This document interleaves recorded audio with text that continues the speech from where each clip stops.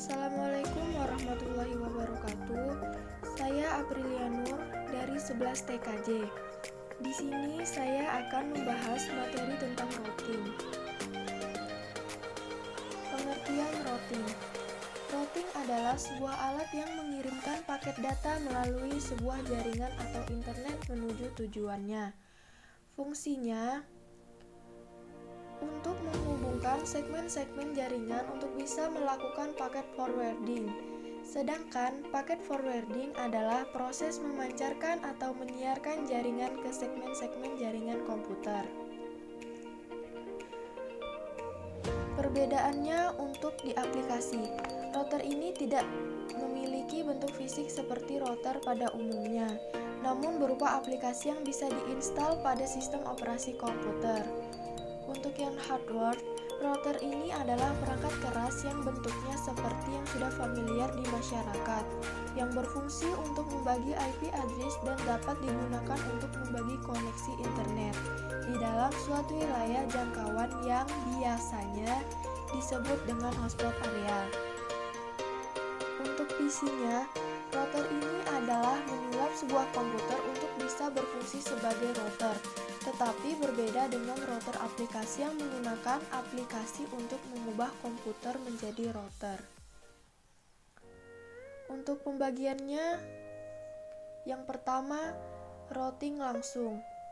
Proses pengiriman data dari satu alamat IP ke alamat IP lainnya tanpa melalui sebuah host. Yang kedua, routing tidak langsung. Proses pengiriman tak langsung, data yang dikirim akan melalui sebuah host yang lain. Untuk jenis-jenis routing ada 3. Yang pertama, default routing.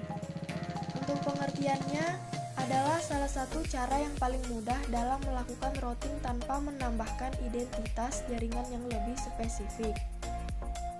Yang kedua, routing static adalah salah satu jenis routing manual, di mana hampir sama seperti default routing akan tetapi ia memiliki tujuan IP yang jelas.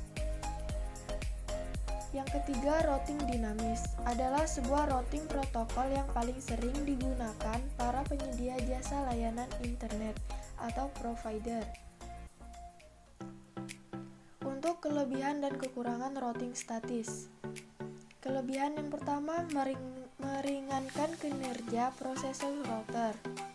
Yang kedua, routing statis kebal dari segala usaha hacker untuk men-spoof dengan tujuan membajak traffic. Yang ketiga, routing statis lebih aman dibandingkan routing dinamis. Untuk kekurangannya, yang pertama hanya dapat digunakan untuk jaringan berskala kecil. Yang kedua, rentan terhadap kesalahan saat entry data routing statis yang dilakukan secara manual. Yang ketiga, administrator jaringan harus mengetahui semua informasi dari masing-masing router yang digunakan. Untuk kelebihan dan kekurangan routing dinamis. Kelebihan yang pertama, cocok untuk area besar. Yang kedua, hanya mengenalkan alamat yang terhubung langsung dengan routernya. Yang ketiga, router secara otomatis berbagi informasi. Untuk kekurangan yang pertama, beban kerja router menjadi lebih berat karena selalu memperbaharui table routing setiap saat ketika ada perubahan. Yang kedua, beban CPU router akan naik seiring dengan table router yang banyak. Sekian dari saya. Assalamualaikum warahmatullahi wabarakatuh.